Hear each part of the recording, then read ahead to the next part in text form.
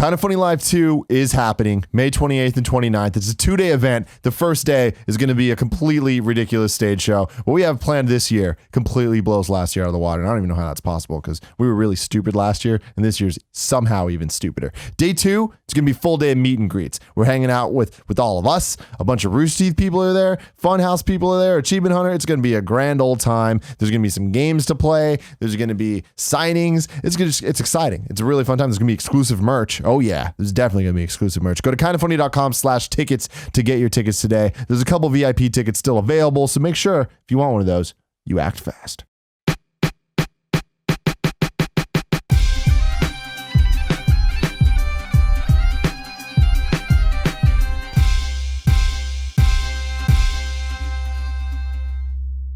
Tim, you seem upset. What's your topic? What a great segue. Yep. So my topic is high school. Back in high school, I had a class that was, I forgot what it was called. It was like peer education or something. Peer education. Where it's like you go in and they teach you how to teach people and stuff. And like you don't, I mean, okay, I don't know if other people had this because it was San Francisco. And the class wasn't in a classroom; it was in a bungalow. We didn't have desks. Sounds about right for San Francisco. We sat on beanbags. Oh my god! Like this is a real thing. It's like that episode of Simpsons. Did Nancy Pelosi teach the class? No, we didn't have a homework. Giant Mormon glasses and wear like hemp clothing and shit. I think there's a little bit before that. I don't know. I was wearing like freaking baggy pants and did the guy on the hate hoodies like 10,000 times. That rides the bike and the bubbles come out of the back of it. Did he teach the class? Honestly, that's pretty damn accurate. Like that's what we're looking at here. And we'd go to class, and every day we'd go around the room, person by person. We're talking high school here, and we had to say something nice about someone else in the room. Nice. And it's like, all right, cool, let's just do this. I'm like, whatever, this is an easy class.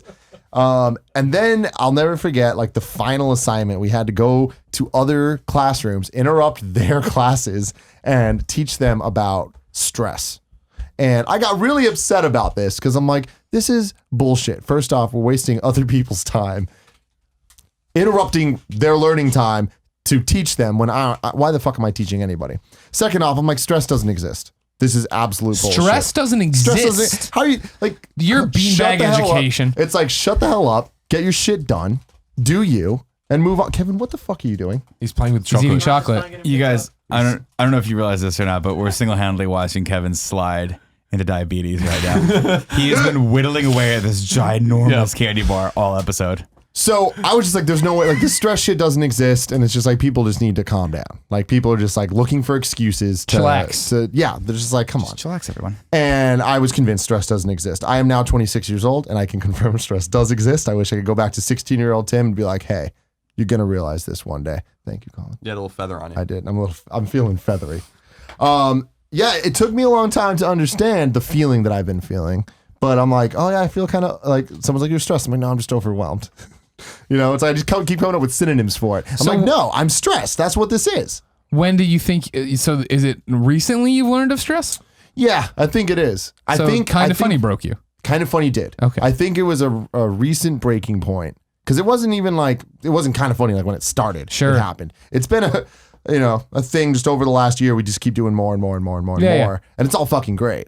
But then I think I'd say about maybe like 3 weeks ago, I hit a point that I'm like, okay, so stress to me is when I completely cannot control the shit going on around me, but I need to deal with all of it. And then I also need to deal with the things that I need to deal with. Yeah. So that's where I'm at right now. Okay. And it's hard to get out of. Oh yeah. That's, I think, the hardest part because then it's like, in addition to having to deal with getting your shit done, you also need to deal with all these like angry feelings. How do you guys feel about stress? I think every one of us just takes it out on Kevin. Mm-hmm. Mm-hmm. Yeah, Kevin's a whipping boy. No, I mean, that's a very important thing because it's not going to change. Your life's just going to keep getting more and more complicated. It's not going to get easier. So you need to find ways to deal with stress because stress is actually a very real thing, a very, really bad thing for your body too. So the quicker you can mitigate that, the better you are off for yourself. You got to take time for yourself. You got to disconnect a little bit and you have to find something that de-stresses you. So like a great example is like working out de-stresses you. It really does. It makes you happy. It releases endorphins. It does all sorts of fun things for you. It allows you to sleep a little easier, which makes you, you're not quite so angry the next day. You're not so quick to just immediately confront everything with, that compounded stress because you've gotten rid of it a little bit the night before. a lot of people abuse chemicals. Like when we used to smoke, that used to help. At least we used to think it used to help. But then when you do a little research, that smoking actually contributes to it because it like completely fucks your body up, and then it makes you feel more stressed. But you're walking outside, so I think you get that. So you get that bonus. Fresh air. But you got that, which is nice. A lot of people deal with stress poorly, though, man. A lot of people turn to food. A lot of people turn to alcohol. And so you really have to be careful about it. To-do lists. You're a big list guy. Yeah. I mean, I've always talked about it with this job, right? Of like when we left, it wasn't what I expected. It was way more work and way harder than I thought it was going to be. But it's the fact that you get through as much as you can, but then you have to shut the computer at some point. You have to stop working and looking at your phone and doing all these different things, right? Like you have to. That I had to get used to that I can't do it all in one day. Like, you know what I mean? Yeah. There was things that I know are farther out goals than getting done anytime soon. Is there stress in Australia? Yeah. You just planned a wedding. Was that stressful? Yeah. Not really. It's because you didn't do it. Did you make her do the whole thing? Sarah did it all. Yeah. She looked shocked. She was like, that wasn't stressful? Yeah. Are you fucking kidding me? No. It was like the week before is when everything sort of just piles up on you and you don't realize that you'd know this and you'd know this, wouldn't you? Yeah. Like the week before right before you get married, it's like everything is just thrown on top of you at once. You're like, all right, how am I going to fix this entire wedding? Like we had our DJ for our wedding pull out on us 3 days beforehand. Damn. That's fucked up. Yeah. Purely because we didn't like the way he was operating. We told him and he said, well, no, sorry, I'm not going to do your wedding at all. So we had to find it. Well, luckily within about 15 minutes, we were sitting with someone at the time that could help us out. But like Pitbull. Yeah, He's definitely. worldwide. He is worldwide. No, I mean, I feel that too. I had a very small wedding, actually. We did a very non-traditional wedding. We just got married at the city hall, local city hall in San Francisco. And then we did a cocktail party afterward. But even that was very stressful. And I think, again, luckily my wife took the brunt of it because I couldn't have dealt with that. But yeah, I think you really have to just prioritize, right? And you do have to shut it off and realize that this is a business. And although, we are ultimately responsible for it, you do have to take a little time for yourself here and there and shut off and be like, some stuff can wait till tomorrow. We'll figure it out. Because we always figure it out. And that's actually what I usually tell myself is I'm like, oh, the sky is falling. I don't have the answer to this yet. But at the end of the day, we'll figure it out.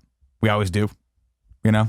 I don't know how. No, it just works out somehow. We just keep going and hitting the problem from different sides until eventually it crumbles in front of us. That's just the way it goes. It's true. Yeah. I was asking you today about it, right? I think I asked you actually, but like, cause you were stressed out today. Yeah. Still are probably. Yeah. We all are. It's just the act of like, what can we do to help? Like, you know what I mean? And not even like your number one priority problem, but what about the rest, right? Yeah. We're all terrible at telling each other what we need from each other. It all very much is we run to the four corners of the earth with our problems and what our responsibilities are. But nobody ever knows the pain points I have with like how stressful it is to do this or that for Patreon or some shit like that, right? Because I don't say anything. I don't ask for help. Yeah. Yeah. I think that's a good way to sort of deal with stress as well, is to ask for help instead of just letting it all overwhelm you and get it all thrown on top of you at once. Go and ask someone for help. Just say, look, I need this taken off my hands for 5 minutes while I just sort this other shit out. Mm-hmm. And I'll come back to that later, but can you hang on to it for me? And they might just fix it for you while they're hanging on to it. Yeah, no, for sure. And again, like my favorite thing, and I think a big reason for why it took me so long to hit this point is Kevin, who has always been there for me. Whenever I need help, he's been there and he's helped me. Kevin's so awesome. it's like he's like de-stressed me for my entire life. It's just now there's too much to throw at him. Now he also is stressed. His plate is full too. Yeah. So now I guess what you're telling me is we need another Kevin. His plate's full with chocolate. That would be great. It is full of chocolate. So is his belly. But yeah, but the other thing I would say too for you is like take a day. Honestly. Yeah. Like I know you don't think you can, but like take a half a day in the morning and just like work from home, relax. Because also coming in here, like we come in here, but then in order to solve problems, we have to kind of talk at each other. And which is also like another level of stress that keeps going because I'm like trying to pay attention to something that I know Greg has something important he wants to talk about. So I have to pay attention to that. But then this email just popped in that I know I'm like, fuck, I totally forgot to do that yesterday. I got to do it today, So sometimes even just clearing the minor low level to-do list at home before I come in can be very, very helpful. Yeah. And that's what we do. We get to do that in the mornings, but you guys kind of don't because you have to do the morning show sometimes. But yeah, also we do need to get better at prioritizing and like just saying when enough is enough here because we tend to just be like, that's a great opportunity. And then we take it. And it's like, fuck, it's an awesome opportunity, but it just added like 30% more stress to my life. And you guys know exactly what I'm talking about right now. Yeah. So there's lots of stuff that we're doing that's awesome and exciting, but also very stressful at the same time, which I feel like is that's the hardest kind of stress. It's not hard like when you're dealing with a breakup or you're dealing with like trying to quit a job or finding a new job. That's a different kind of stress than when everything is going well but you're just really overworked. But if you don't do it, that good thing that you really want to happen won't happen. That's like a different type of. That's almost more stressful because you're like like.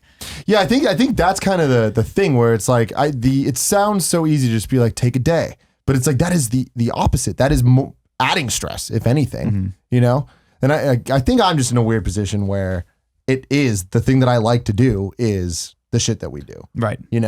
So then it's just like I was saying, it's just when I can't control the thing happening. It's like when Kevin can't do that extra thing because like he's just out of his reach. That's when it's like fuck. Yeah, because we're looking at dates and you're just like, oh, those dates are like Kind of Funny Live in particular. Right. That's a month away from today. Buy your tickets, kindoffunny.com/tickets. And it's gonna be fucking awesome. I know it's gonna be awesome. I know it's all gonna come together, and things that don't come together won't come together, and it'll be totally fine. But it's just like I want them to. Yeah, I mean and you look at like films, right? Big films that like or games, right? That they set a release date and then all of a sudden they kind of blow past that and and everyone's like, oh, that's how could they possibly do that? But you see how many moving parts go into something just as simple as like our animated show, for instance, right? And it's very, very like one little thing that happens in someone's life can set us back a day, right? And then so you see how like that might be compounded on a film or a game where 300 people are working and like that one lead person took another job somewhere else midway through the cycle of the game and then all of a sudden everything goes to shit, right? Yeah. And it happens in movies all the time. You see movies that go wildly over budget because something just didn't start right, and then you have to manage, like you said, all these other people who you can't do their job. Like you just physically can't. Like we control, and that's what I think is part of the power of our business. Is like we generally control about 99% of the production, the output that we have here. But as we start to grow and as we start to have to rely on other vendors and other artists, like we just can't do that job. And so we're sort of influenced by those. Like we don't have any influence rather over those outside sources, and it can be stressful. It can be really stressful. But once you figure that out, you grow as a manager and as a producer, and you get better at it. It's just the way it goes. Yeah. Yeah. Now that you know stress, you can conquer it. It's true. That is true. I do actually think that is a big part of it. Like now that I admit it to myself, I think that it's like I've been denying it for so long that it's like, I mean, I've said this phrase a bazillion times, especially on love and sex stuff, but you got to feel your feelings.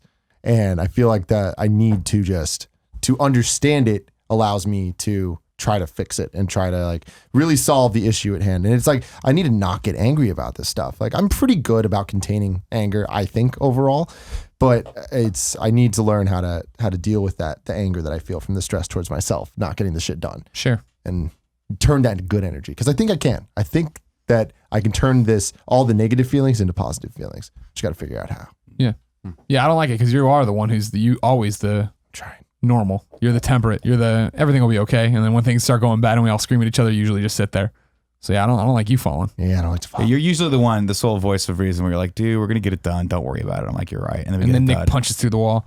He does. And unfortunately, Kevin's on the other side of the wall and he's like dodges it. And then Nick inappropriately touches Kevin through the wall. That's how he releases no it. longer That's inappropriate. stress release, yeah. Today there was like a chain reaction that I fucking hated where Nick walks by Kevin and like touches him somewhere and Kevin goes, oh my God, bounces back into me, pushes me into the wall. And I go, oh my God. I'm just like, this is my life.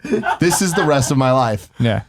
wouldn't I'm have it sick of any other everybody way. being in the hallway. Not you. This isn't about you. But I mean, when we pass each other in the hallway and it's like nobody's ever in the right position. No, never. I like how this hell. is slowly turning into Festivus. We have to air our Airing your grievances grievances. with each other. we should do a Festivus episode. Sure. One day during Festivus. Feats of strength and Yeah. airing your grievances. Yeah, we should do that.